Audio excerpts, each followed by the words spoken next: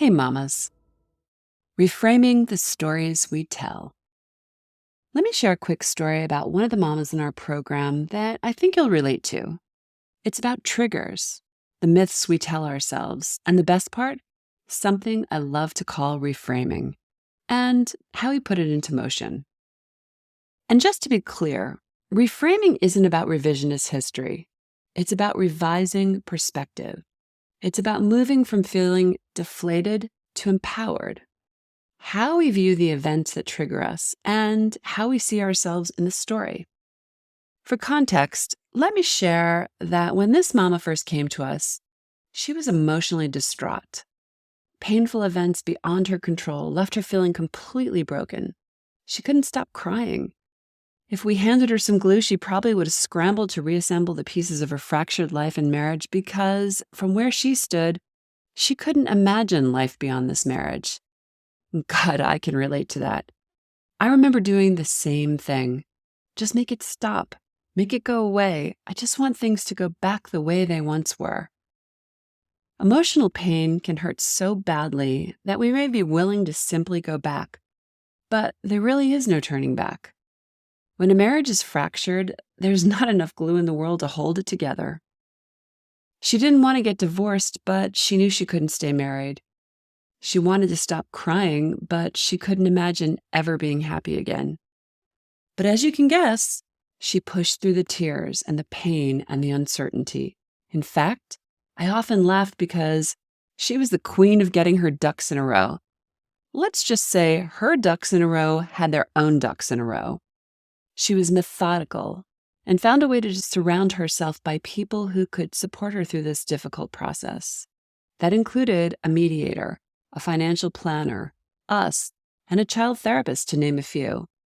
And she showed up for it all through floods of tears and pain.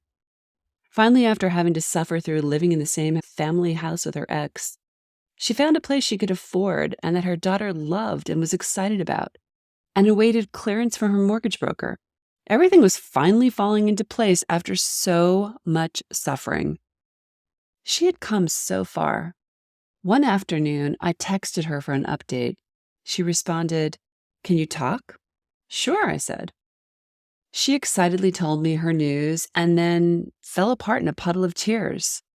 Her triggers were triggering, as triggers do. "I'm just so sad about leaving this house. This was my home. This is where we were a family. This is where I raised my daughter. This was my life." You get the picture. The sentimental emotions were shooting rockets through her psyche.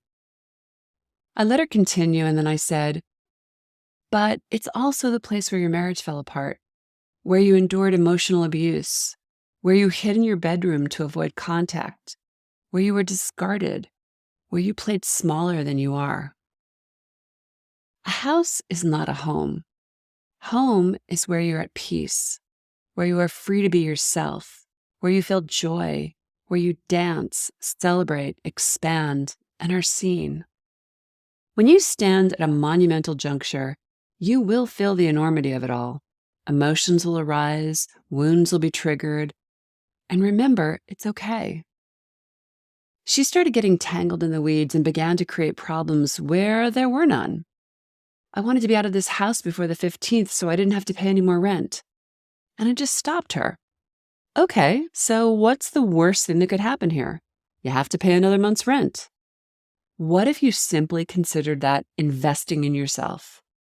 So you pay one more month of rent so that you can have a peaceful transition into your new home, so you can have it repainted, so you can put the new carpeting in upstairs, so you can clean and move in things in a calm and peaceful way, in a really expansive way.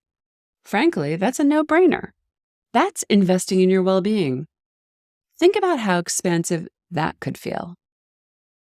Suddenly she exhaled. She laughed and said, "Oh my God, I needed to hear this today." That's a reframe. We can't control when the mortgage company will approve her. We can't control when the bank will schedule a closing or when everyone involved can agree to a date. But we can control how we respond to it and keep living within it. Again, Wait, look, we all want what we want when we want it. It's hard to trust timing when it's not set according to your clock. What if we trusted that timing is working out on our behalf, even if we don't understand it? To reframe is to have a willingness to see things through a new lens, one of possibility and hope. Doesn't that feel better already? This is undoubtedly one, if not the most difficult transition of your life. But what if you could trust that it will all be okay? Better yet, that it is okay. The next time you get triggered, ask yourself how you could flip the narrative for yourself. You can start writing a new life chapter the moment you allow yourself to do so. Hey, anyone got a pen and paper? Fly, mama, fly. The Best Self Intuitive Divorce is a game-changing 12-week coaching program that transforms the experience and outcomes of divorce, one mother at a time. If you're a career-oriented woman facing off with divorce, struggling with your emotions, worried about your kids and your future, and want a better way to navigate it all, I've got a short video that can change everything for you. Go to intuitivedivorce.com/video. That's intuitivedivorce.com/video, and I'll see you inside. Thanks for listening, Mama.